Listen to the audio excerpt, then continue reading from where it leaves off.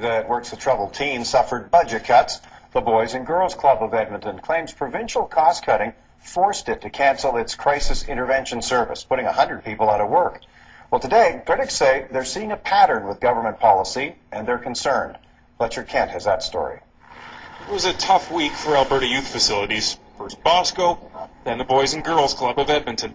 That has been drastically cut because of decisions made by the government. Well, it's a new week, and Bosco has a new lease on life, but worry remains amongst those representing the interests of other nonprofit groups. Are there some shifts coming? Are there some changes that we're going to see?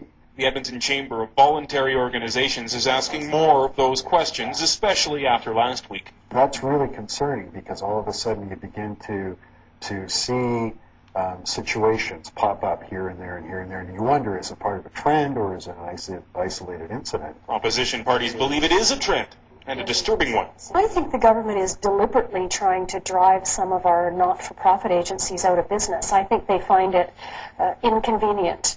Blakeman says government is adopting what's called outcome-based contracting, where government pays for results rather than hours worked.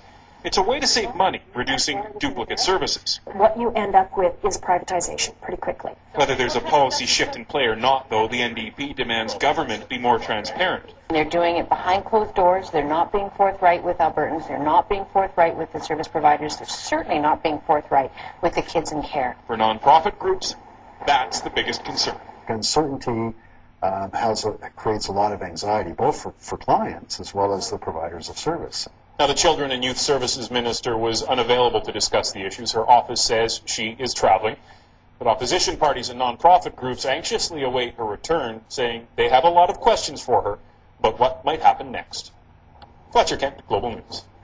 Those working in the crisis intervention service account for 75 of the 101 jobs cut by the Boys and Girls Club of Edmonton. The rest worked in administration or at the organization's 9 drop-in centers.